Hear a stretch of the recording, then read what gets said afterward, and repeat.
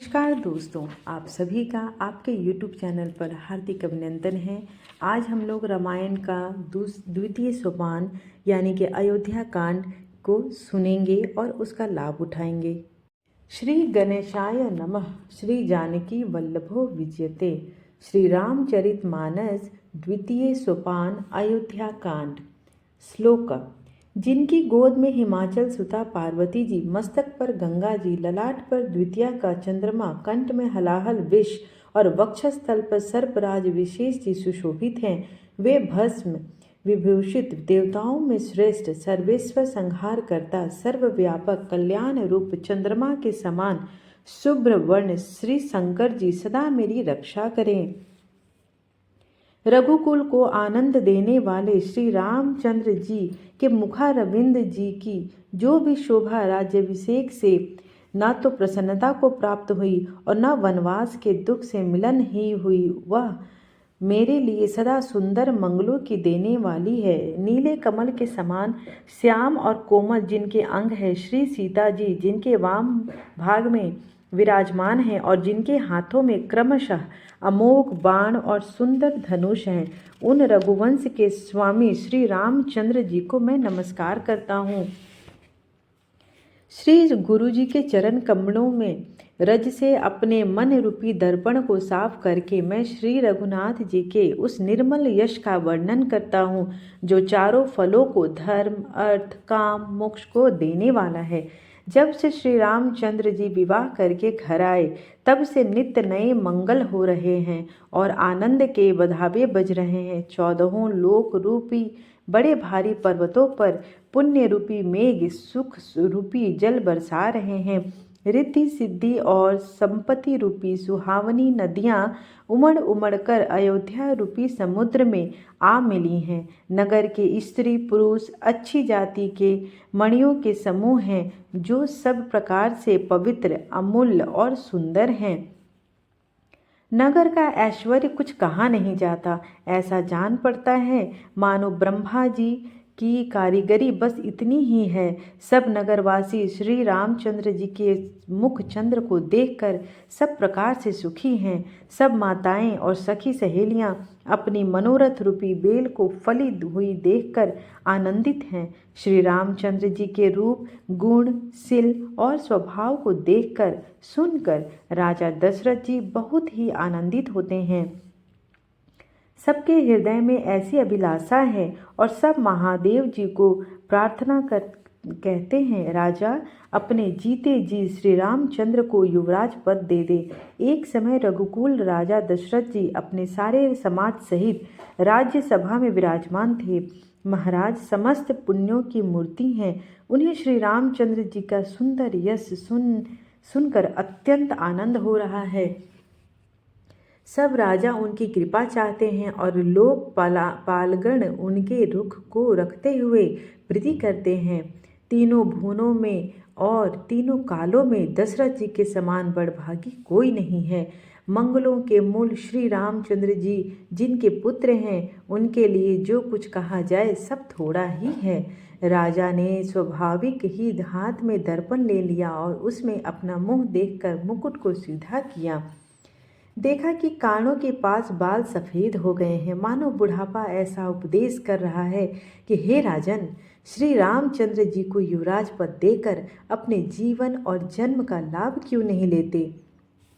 हृदय में यह विचार लाकर राजा दशरथ जी ने शुभ दिन और सुंदर समय पाकर प्रेम से पुलकित शरीर हो आनंद मग्न मन से उसे गुरु वशिष्ठ जी को सुनाया।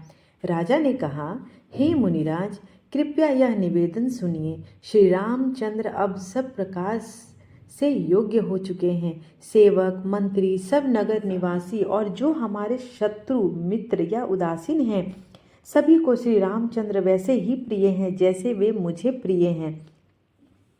आपका आशीर्वाद हो, मानो शरीर धारण करके शोभित हो रहा हो। हे स्वामी, सारे ब्राह्मण परिवार सहित आपके ही समान उन पर स्नेह करते हैं। जो लोग गुरु के चरणों के रज को मस्तक पर धारण करते हैं वे मानो समस्त ऐश्वर्य को अपने वश में कर लेते हैं। इसका अनुभव मेरे समान दूसरे किसी ने नहीं किया। आपकी पवित्र चरण रज की पूजा करके मैंने सब कुछ पा लिया। अब मेरे मन में एक ही अभिलाषा है, हे नाथ, वह भी आप ही के अनुग्रह से पूरी होगी। राजा का सहज प्रेम देखकर मुनि प्रसन्न होकर कहा, नरेश, आज्ञा दीजिए, कहिए क्या अभिलाषा है। हे राजन, आपका नाम और यश ही संपूर्ण मनचाही वस्तुओं को देने वाला है। हे राजाओं के मुकुटमणि, आपके मन की अभिलाषा फल का अनुगमन करती है। आपकी इच्छा करने के पहले ही फल का प्राप्त हो जाती है। अपने जी में गुरुजी को सब प्रकार से प्रसन्न जानकर हर्षित होकर राजा कोमल वाणी से बोले, हे नाथ, श्री रामचंद्र जी को युवराज कीजिए, कृपा करके कहिए तो तैयारी की जाए। मेरे जीते जी यह आनंद उत्सव हो जाए, सब लोग अपने नेत्रों का लाभ प्राप्त करें। प्रभु के प्रसाद के शिव जी सब कुछ निभाह दिया है, केवल यही एक लालसा मन में रह गई है। इस लालसा को पूर्ण हो जाने पर फिर सोच नहीं, शरीर रहे या चला जाए, जिससे मुझे पीछे पछतावा न हो। दशरथ जी के मंगल और आनंद के मूल सुंदर वचन सुनकर मुनि मन में बहुत ही प्रसन्न हुए। वशिष्ठ जी ने कहा, हे राजन, सुनिए, जिनसे विमुख होकर लोग पछताते हैं और जिनसे भजन बिना जी की जलन नहीं जाती, वही स्वामी श्री राम जी आपके पुत्र हैं, जो पवित्र प्रेम के अनुगामी हैं। श्री राम जी पवित्र प्रेम के पीछे पीछे चलने वाले हैं, इसी से तो प्रेमवश आपके पुत्र हुए हैं। हे राजन, अब देर न कीजिए, शीघ्र सब सामान सजाइए। शुभ दिन और सुंदर मंगल तभी है जब रामचंद्र जी युवराज हो जाएं। राजा आनंदित होकर महल में आए और उन्होंने सेवकों को तथा मंत्री सुमंत्र को बुलवाया। उन लोगों ने जय जीव कहकर सिर नवाए। तब राजन ने सुंदर मंगलमय वचन सुनाए और कहा, यदि पंचकों को यह मत अच्छा लगे तो हृदय में हर्षित होकर आप लोग श्री रामचंद्र जी का राज तिलक कीजिए। इस प्रिय वाणी को सुनते ही मंत्री ऐसे आनंदित हुए मानो उनके मनोरथ रूपी पौधे पर पानी पड़ गया हो। मंत्री हाथ जोड़कर विनती करते हुए कहते हैं, हे जगतपति, आप करोड़ों वर्ष जिए। आपने जगत भर का मंगल करने वाला भला काम सोचा है। हे नाथ, शीघ्रता कीजिए, देर न लगाइए। मंत्रियों की सुंदर वाणी सुनकर राजा को ऐसा आनंदित हुआ मानो बढ़ती हुई बेल सुंदर डाली का सहारा पा गई हो। राजन ने कहा, श्री रामचंद्र के राज्याभिषेक के लिए मुनिराज वशिष्ठ जी की जो जो आज्ञा हो आप लोग वही सब तुरंत करें। मुनिराज ने हर्षित होकर कोमल वाणी से कहा कि संपूर्ण श्रेष्ठ तीर्थों का जल लेकर आओ। फिर उन्होंने औषधि, मूल, फल, फूल, पत्र आदि अनेकों मांगलिक वस्तुओं के नाम गिनकर बताए। चंवर, मृग चर्म, बहुत प्रकार के वस्त्र, असंख्यों जातियों के ऊनी और रेशमी कपड़े, नाना प्रकार की मणियाँ, रत्न तथा और भी बहुत सी मंगल वस्तुएं जो जगत में राज्याभिषेक के योग्य होती है, सबको मांगने की उन्होंने आज्ञा दी। मुनि ने वेदों में कहा है, सब विधान बताकर नगर में बहुत से मंडप सजवाए। फलों समेत आम, सुपारी और केले के वृक्ष नगर की गलियों में चारों ओर रोप दिए गए। सुंदर मणियों के मनोहर चौक पुरवाए गए और बाजार को तुरंत सजाने के लिए कह दो। श्री गणेश जी द्वारा कुल गुरु कुल देवता पूजा करो और भूदेव ब्राह्मणों की सब प्रकार से सेवा करो। ध्वजा, पताका, तोरण, कलश, घोड़े, रथ और हाथी सबको सजाओ। मुनि श्रेष्ठ वशिष्ठ जी के वचनों को सिरोधार्य करके सब लोग अपने अपने काम में लग गए। मुनीश्वर ने जिसको जिस काम के लिए आज्ञा दी उसने वह काम इतनी शीघ्रता से कर डाला कि मानो पहले से ही कर रखा था। राजा, ब्राह्मण, साधु और देवताओं द्वारा पूजित हो रहे थे। श्री रामचंद्र जी के लिए सब मंगल कार्य कर रहे थे। श्री रामचंद्र जी के राज्याभिषेक की सुहावनी खबर सुनते ही अवध भर में बड़ी धूम से बधावे बजने लगे। श्री रामचंद्र जी और सीता जी के शरीर में भी शुभ सुकन सूचित हो रहे थे। उनके सुंदर मंगल अंग फड़कने लगे। पुलकित होकर वे दोनों प्रेम सहित एक दूसरे से कहते हैं कि ये सब सगुन भरत के आने की सूचना देने वाला है। उनको मामा के घर गए हुए बहुत दिन हो गए हैं, बहुत ही अवसर आ रहे हैं, बार बार उनसे मिलने का मन हो रहा है। शकुनों से प्रिय के भरत से मिलने का विश्वास होता है और भरत के समान जगत में श्री रामचंद्र का कोई दूसरा भाई नहीं है। भरत का दिन रात ऐसा सोच रहता है जैसे कछुए के हृदय अंडों में रहता है। इसी समय यह परम मंगल समाचार सुनकर सारा रणनिवास हर्षित हो उठा, जैसे चंद्रमा को बढ़ते देखकर समुद्र की लहरों का विलास सुशोभित होता है। सबसे पहले जाकर उन्होंने वचन सुनाए। उन्होंने बहुत से आभूषण और वस्त्र पाए। रानियों का शरीर प्रेम से पुलकित हो उठा और मन प्रेम में मग्न हो गया। वे सब मंगल कलश सजाने लगी। सुमित्रा जी मणियों के बहुत प्रकार के अत्यंत सुंदर और मनोहर चौक पूरे आनंद में मग्न हुई। श्री रामचंद्र जी की माता कौशल्या जी ने ब्राह्मणों को बुलाकर बहुत दान दिए। उन्होंने ग्राम देवियों देवताओं और नागों की पूजा की और फिर बलि भेंट देने को कहा, अर्थात कार्य सिद्ध होने पर फिर पूजा करके मनौती मानी और प्रार्थना की कि जिस प्रकार से श्री रामचंद्र जी का कल्याण हो, दया करके वही वरदान दीजिए। कोयल सी मीठी वाणी वाली, चंद्रमा के समान मुख वाली और हिरन बच्चे किसी जैसे नेत्र वाली स्त्रियां मंगलयान करने लगीं। श्री रामचंद्र जी का राज्य अभिषेक सुनकर सभी स्त्री पुरुष हृदय में हर्षित हो उठे और विधाता को अपने अनुकूल समझकर सब सुंदर मंगल साज सजाने लगे। तब राजा ने वशिष्ठ जी को बुलाया और शिक्षा देने के लिए श्री रामचंद्र जी के महल में भेजा। गुरु का आगमन सुनते ही श्री रघुवीर नाथ जी ने दरवाजे पर आकर उनके चरणों में मस्तक नवाया, आदर पूर्वक अर्घ्य देकर उनमें घर में लाए और षोडशोपचार से पूजा करके उनका सम्मान किया। फिर सीता जी सहित उनके चरण स्पर्श किए और कमल के समान दोनों हाथों को जोड़कर श्री राम जी बोले, यद्यपि सेवक के घर स्वामी जी का पधारना मंगलों का मूल और अमंगलों का नाश करने वाला होता है, तथापि हे नाथ, उचित तो यही था कि प्रेम पूर्वक दास को ही कार्य के लिए बुला भेजते, ऐसी ही नीति है। परंतु प्रभु ने प्रभुता छोड़कर जो स्नेह किया, इससे आज यह घर पवित्र हो गया। हे गोसाई, जो आज्ञा हो मैं वही करूं। स्वामी जी की सेवा में सेवक का लाभ उठाएं। श्री रामचंद्र जी के प्रेम में सने हुए वचनों को सुनकर मुनि वशिष्ठ जी ने श्री रघुनाथ जी की प्रशंसा करते हुए कहा कि हे राम, भला आप ऐसा क्यों न कहें। आप सूर्य वंश के भूषण जो हैं। श्री रामचंद्र जी के गुण, शील और स्वभाव बखान कर मुनिराज प्रेम से पुलकित होकर बोले, हे रामचंद्र जी, राजा दशरथ जी ने राज्याभिषेक की तैयारी की है। वे आपको युवराज पद देना चाहते हैं। इसलिए हे राम जी, आज आप सब संयम कीजिए, जिससे विधाता कुशल पूर्वक इस काम को निवाह दें। गुरु जी शिक्षा देकर राजा दशरथ के पास चले गए। श्री रामचंद्र जी के हृदय में यह सुनकर इस बात का खेद हुआ कि हम सब भाई एक ही साथ जन्मे, खाना सोना, लड़कपन, खेल कूद, कंछेदन, यज्ञोपवीत और विवाह आदि उत्सव सब साथ साथ ही हुए। पर इस निर्मल वंश में यही एक अनुचित बात हो रही है कि और सब भाइयों को छोड़कर राज्याभिषेक एक बड़े का ही, मेरा ही होता है। तुलसीदास जी कहते हैं कि प्रभु श्री रामचंद्र जी का यह सुंदर प्रेम पूर्वक पछतावा भक्तों के मन की कुटिलता का हरण करते हैं। उसी समय प्रेम और आनंद में मग्न लक्ष्मण जी आए। रघुकुल रूपी कुमुद के खिलाने वाले चंद्रमा श्री रामचंद्र जी ने प्रिय वचन कहकर उनका सम्मान किया। बहुत प्रकार के बाजे बज रहे थे। नगर के अतिशय आनंद का वर्णन नहीं हो सकता था। सब लोग भरत जी का आगमन मना रहे हैं और कह रहे हैं कि वे भी शीघ्र आवें और राज्याभिषेक का उत्सव देखकर नेत्रों का फल प्राप्त करें।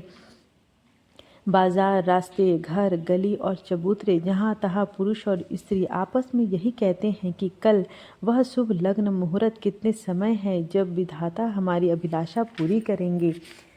जब सीता जी सहित श्री रामचंद्र जी सुवर्ण के सिंहासन पर विराजेंगे और हमारा मन चिता होगा, मन कामना की पूरी होगी। इधर तो सब यह कह रहे हैं कि कल कब होगा, उधर कुछ एक देवता विघ्न मना रहे हैं।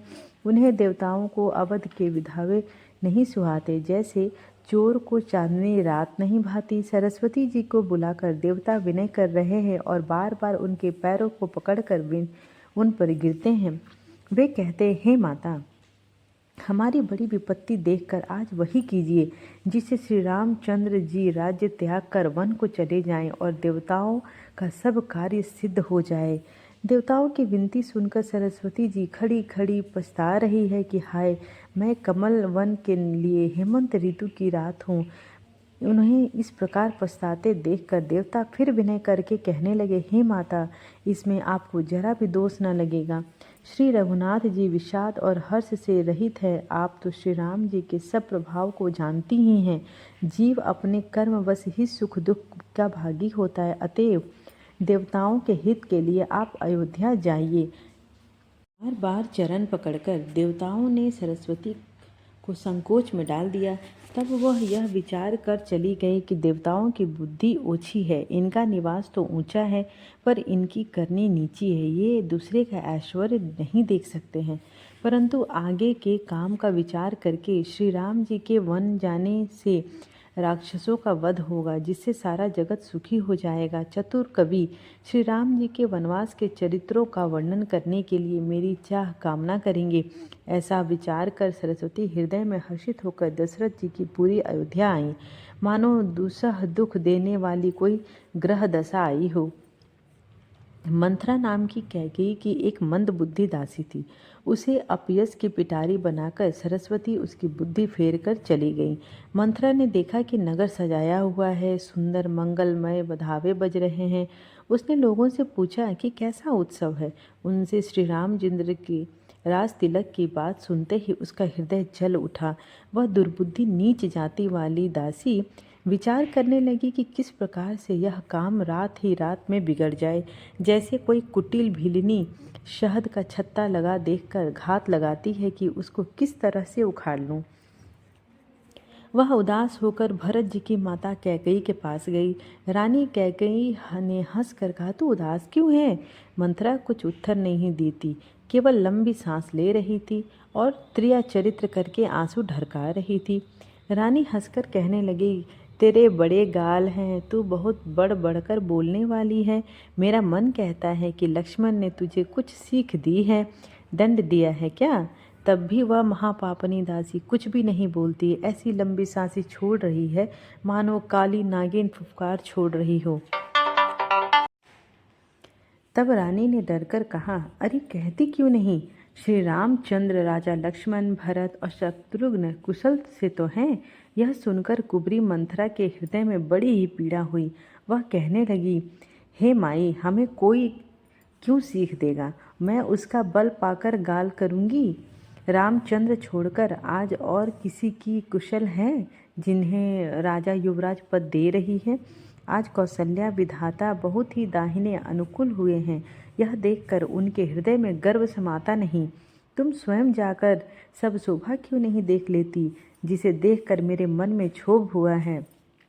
तुम्हारा पुत्र परदेश में है, तुम्हें कुछ सोच नहीं? जानती हो कि स्वामी हमारे वश में है। तुम्हें तो तोशक पलंग और पड़े पड़े नींद लेना ही बहुत प्यारा लगता है। राजा की कपट भरी चतुराई तुम नहीं देखती? मंथरा के प्रिय वचन सुनकर, किंतु उसके मन की मैली जानकर रानी झुककर डांट कर बोली, बस अब तुम चुप रह, घर फोड़ी कहीं की। जो फिर कभी ऐसा कहा तो तेरी जीभ पकड़ कर निकलवा लूँगी। कानों, लंगड़ों और कुबड़ों, कुटिल और कुचाली जानना चाहिए, उनमें भी स्त्री और खासकर दासी। इतना कहकर भरत जी की माता कैकेयी मुस्कुरा दी और फिर बोली, हे प्रिय वचन कहने वाली मंथरा, मैंने तुझको यह सीख दी है, शिक्षा के लिए इतनी बात कही है। मुझे तुझ पर स्वप्न में भी क्रोध नहीं है। सुंदर मंगलदायक शुभ दिन वही होगा जिस दिन तेरा कहना सत्य होगा, अर्थात श्री राम का राज तिलक होगा। बड़ा भाई स्वामी और छोटा भाई सेवक यह सूर्यवंशी की सुहावनी रीति है। यदि सचमुच कल ही श्री राम का तिलक है तो हे सखी, तेरे मन की अच्छी लगे वही वस्तु मांग ले, मैं दूंगी। राम को सहज स्वभाव सब माताएं कौशल्या के समान ही प्यार करती हैं। मुझ पर तो वे विशेष प्रेम करते हैं। मैंने उनकी प्रीति की परीक्षा करके देख ली है। जो विधाता कृपा करके जन्म देते हैं तो यह भी दे कि श्री रामचंद्र पुत्र और सीता बहू हो। श्री राम मुझे प्राणों से भी अधिक प्रिय है। उनके तिलक की बात सुनकर तुम्हें क्षोभ कैसा? तुझे भरत की सौगंध है, छल कपट छोड़कर सच सच कह। तू हर्ष के समय विषाद कर रही है, मुझे इसका कारण सुनना है। मंथरा ने कहा, सारी आशाएं तो एक ही बार कहने में पूरी हो गई। अब तो दूसरी जीभ लगाकर कुछ कहूँगी। मेरा अभागा कपाल तो फोड़ने ही योग्य है।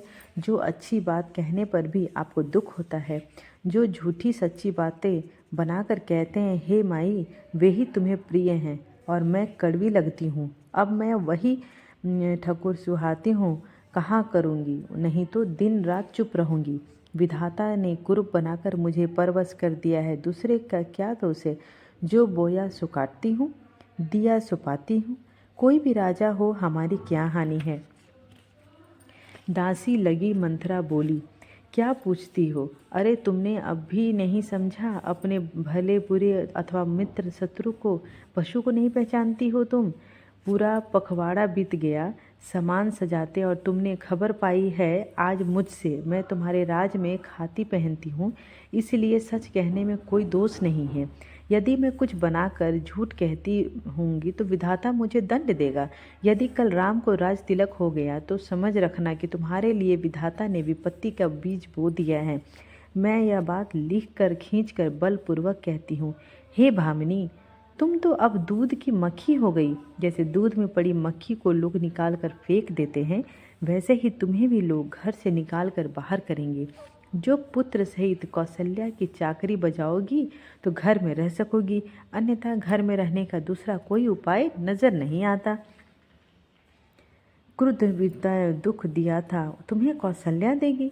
भरत कारागार का सेवन करेंगे, जेल की हवा खाएंगे और लक्ष्मण राम के नायाब सहकारी होंगे। कैकेयी मंथरा की कड़वी वाणी सुनते ही डर कर सूख गई। कुछ बोल नहीं सकती, शरीर में पसीना हो गया और वह केले की तरह कांपने लगी।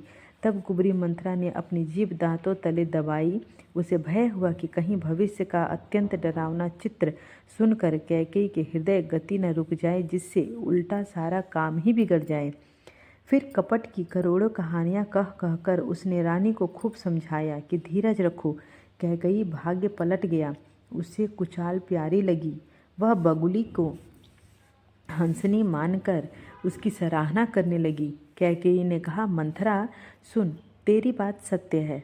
मेरी दाहिनी आंख नित्य फड़का करती है। मैं प्रतिदिन रात को बुरे स्वप्न देखती हूँ, किंतु अपने अज्ञानवश तुझसे कहती नहीं। सखी, क्या करूँ? मेरा तो सीधा स्वभाव है, मैं दायां बायां कुछ भी नहीं जानती।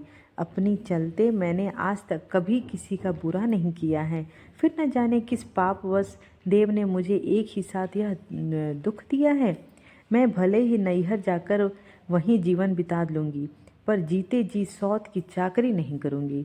देव जिसको शत्रु के वश में रख कर जिलाता है, उसके लिए तो जाने की अपेक्षा मरना ही अच्छा है।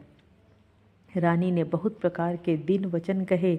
उन्हें सुनकर कुबरी ने त्रिया चरित्र फैलाया। वह बोली, तुम मन में ग्लानि मानकर ऐसा क्यों कर रही हो? तुम्हारा सुख सुहाग दिन दिन दूना हो। जिसने तुम्हारी बुराई चाही है, वही परिणाम बुराई रूप फल पाएगी। हे स्वामिनी, मैंने जब से यह कुमत सुना है, तब से मुझे न तो दिन में कुछ भूख लगती है और न रात को ही नींद आती है। मैंने ज्योतिषियों से पूछा तो उन्होंने रेखा खींचकर कहा कि भरत राजा होंगे। यह सत्य बात है। हे भामिनी, तुम यदि करो तो उपाय मैं बताऊं। राजा तुम्हारी सेवा के वश में है ही। कैकेयी ने कहा, मैं तेरे कहने से कुएं में गिर सकती हूँ, पुत्र और पति को भी छोड़ सकती हूँ। जब तू मेरा बड़ा भारी दुख देखकर कुछ कहती है तो भला मैं अपने हित के लिए इसे क्यों न करूं?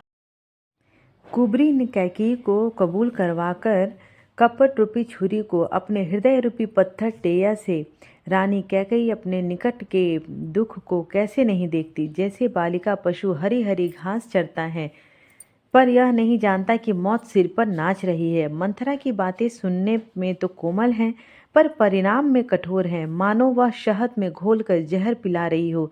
दासी कहती है, हे स्वामिनी, तुमने मुझको एक कथा कही थी, उसकी याद है कि नहीं?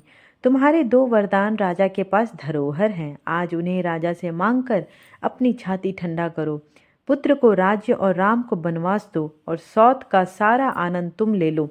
जब राजा राम की सौगंध खा ले तब वर मांगना, जिससे वचन न टलने पावे। आज ही रात बीत गई तो फिर काम बिगड़ जाएगा। मेरी बात को हृदय से प्रिय लगा कर रखना। पापणी मंथरा ने बड़ी बुरी घात लगाकर कहा, कोप भवन में जाओ, सब काम बड़ी सावधानी से बनाना, राजा पर सहसा विश्वास न कर लेना। कुबरी ने रानी को प्राणों के समान प्रिय समझकर बार बार उसकी बड़ी बुद्धि का बखान किया और बोली, संसार में मेरा तेरे समान हितकारी और कोई नहीं है। तू मुझ नहीं बहती हुई को सहारा दिया है। यदि विधाता कल मेरा मनोरथ पूरा कर दे तो हे सखी, मैं तुझे आंखों की पुतली बना लूं। इस प्रकार दासी को बहुत तरह से आदर देकर कैकेयी कोप भवन में चली गई। विपत्ति बीज है, दासी वर्षा ऋतु है। कैकेयी की कुबुद्धि जमीन हो गई, उसमें कपट रूपी जल पाकर अंकुर फूट निकला। दोनों वरदान उस अंकुर के 2 पत्ते हैं और अंत में इसके दुख रूपी फल होगा। कैकेयी कोप का सज श्रृंगार कर राज्य करती हुई अपनी दुष्ट बुद्धि से नष्ट हो गई। राजमहल और नगर में धूमधाम मच रही है। इस कुचाल को कोई कुछ नहीं जानता। बड़े ही आनंदित होकर नगर के सब स्त्री पुरुष शुभ मंगल चारक के साथ सज रहे हैं। कोई भीतर जाता है, कोई बाहर निकलता है। राजद्वार में बड़ी भीड़ हो रही है। श्री रामचंद्र जी के बाल सखा राज तिलक का समाचार सुनकर हृदय में हर्षित होते हैं। वे 10-5 मिलकर श्री रामचंद्र जी के पास जाते हैं। प्रेम पहचान कर प्रभु श्री रामचंद्र जी उनका आदर करते हैं और कोमल वाणी से कुशल क्षेम पूछते हैं। अपने प्रिय सखा श्री रामचंद्र जी की आज्ञा पाकर वे आपस में एक दूसरे से श्री रामचंद्र जी की बड़ाई करते हुए घर लौटते हैं और कहते हैं, संसार में श्री रघुनाथ जी के समान शील और स्नेह को निभाने वाला कौन है? भगवान हमें यही दें कि हम अपने कर्म वश भ्रमते हुए जिस जिस योनि में जन्मे वहाँ वहाँ हम तो सेवक हों और सीतापति श्री रामचंद्र जी हमारे स्वामी हों और यह नाता अनंत तक निभ जाए। नगर में सबकी ऐसी ही अभिलाषा है, परंतु कैकेयी के हृदय में बड़ी जलन हो रही है। कुसंगति पाकर कौन नष्ट नहीं होता। नीच के मत के अनुसार चलने से चतुराई नहीं रह जाती। संध्या के समय राजा दशरथ आनंद के साथ कैकेयी के महल में गए, मानो साक्षात स्नेह ही शरीर धारण कर निष्ठुरता के पास गए हों। कोप भवन का नाम सुनकर राजा सहम गए। डर के मारे उनका पांव आगे को नहीं पड़ता। स्वयं देवराज इंद्र जिनकी भुजाओं के बल पर बसता है और संपूर्ण राजलोक जिनका रुख देखते रहते हैं, वही राजा दशरथ स्त्री का क्रोध सुनकर सूख गए। कामदेव का प्रताप और महिमा तो देखिए, जो त्रिशूल वज्र और तलवार आदि की चोट एवं अपने अंगों पर सहने वाले हैं, वे रतिनाथ कामदेव के पुष्प बाण से मारे गए। राजा डरते डरते अपनी प्यारी कैकेयी के पास गए। उसकी दशा देखकर उन्हें बड़ा ही दुख हुआ। कैकेयी जमीन पर पड़ी हुई थी, पुराना मोटा कपड़ा पहने हुए, शरीर के नाना आभूषणों को उतार कर फेंक दिया था। उस दुर्बुद्धि कैकेयी का यह कुवेशता कैसी फब रही है, मानो भावी विधवापन की सूचना दे रही हो। राजा उसके पास जाकर कोमल वाणी से बोले, हे प्राणप्रिय, किस लिए रूठी हो? हे रानी, किस लिए रूठी हो? यह कहकर राजा उसे हाथ से स्पर्श करते हैं तो वह उनके हाथों को झटक कर हटा देती है और ऐसी देखती है मानो क्रोध में भरी हुई नागिन क्रूर दृष्टि से देख रही हो। दोनों वासनाएं उस नागिन की 2 जीभें हैं और दोनों वरदान दांत हैं। वह काटने के लिए मर्म स्थान देख रही हैं। तुलसीदास जी कहते हैं कि राजा दशरथ होनहार के वश में होकर इसे कामदेव की क्रीड़ा ही समझ रहे हैं। राजा बार बार कह रहे, हे सुमुखी, हे सुलोचनी, हे कोकिला बयनी, हे गजगामिनी, मुझे अपने क्रोध का कारण तो बता। हे प्रिय, किसने तेरा अनिष्ट किया है? किसके 2 सिर हैं, यमराज किसको ले जाना चाहता है? यह कहकर कंगाल को राजा कर दूं या किसी राजे को कंगाल कर दूं? तू बता। तेरा शत्रु अमर भी हो तो मैं उसे मार सकता हूँ। बेचारे कीड़े मकोड़े, सरीखे, नर नारी तो चीज़ ही क्या है। हे सुंदरी, तू तो मेरा स्वभाव जानती ही है कि मेरा मन सदा तेरे मुख रूपी चंद्रमा का चकोर है। हे प्रिय, मेरी प्रजा, कुटुंबी, सर्वस्व, पुत्र, यहाँ तक कि मेरे प्राण भी, ये सब तेरे वश में हैं। यदि मैं तुझसे कुछ कपट करके कहता हूँ तो हे भामिनी, मुझे 100 बार राम की सौगंध है। तू हंसकर अपनी मन चाही बात मांग ले और अपने मनोहर अंगों को आभूषणों से सजा। मौका बेमौका तो मन में विचार कर देख। हे प्रिय, जल्दी इस बुरे वेश को त्याग दे। यह सुनकर और मन में राजा की सौगंध को विचार कर मंद बुद्धि कैकई हंसती हुई उठी और गहने पहनने लगी, मानो कोई भीलनी मृग को देखकर फंदा तैयार कर रही हो। अपने जी में कैकई को सुहृदय जानकर राजा दशरथ प्रेम से पुलकित होकर कोमल और सुंदर वाणी से फिर बोले, हे भामिनी, तेरा मनचित हो गया। नगर में घर घर आनंद के बधावे बज रहे हैं। मैं कल ही राम को युवराज पद दे रहा हूँ, इसलिए हे सुनैनी, तुम मंगल साज सजा। यह सुनते ही इसका कठोर हृदय दलक उठा, फटने लगा, मानो पका हुआ बाल तोड़ छू गया हो। ऐसी भारी पीड़ा को उसने हंसकर छिपा लिया, जैसे चोरी की स्त्री प्रकट होकर नहीं रहती। आज की प्रस्तुति अगर आपको अच्छी लगी हो तो please like, share and subscribe, ताकि मेरे आने वाले वीडियोस की नोटिफिकेशंस आपको मिल सके। और अयोध्या कांड का अगला भाग मैं जल्द ही अपलोड करूँगी, तो सो कीप वॉचिंग। थैंक